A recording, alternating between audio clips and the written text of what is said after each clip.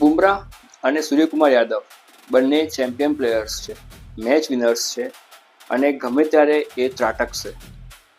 આ નિવેદન આવ્યું છે મહેશ જયવર્ધને, જે મુંબઈ ઇન્ડિયન્સના કોચ છે અને ડાયરેક્ટર ઓફ ક્રિકેટનું ઓપરેશન્સમાં પણ એ અગત્યનો ભાગ ભજવે છે.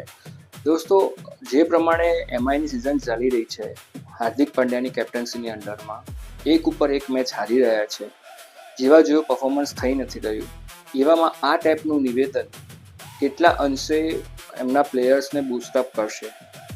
શું તમને લાગે છે સૂર્યકુમાર યાદવ એના જે પ્રાઇમ ફોર્મમાં હતા એવી રીતે 360 ડિગ્રીના શોટ્સ લગાવીને સામેવાળા બોલર્સને ભૂકા કાઢી નાખશે? શું તમને લાગે છે કે બુમરાહ સ્ટ્રાઇક બોલર તરીકે પહેલા જ ઓવરમાં વિકેટો લેવાની શરૂઆત કરી નાખશે?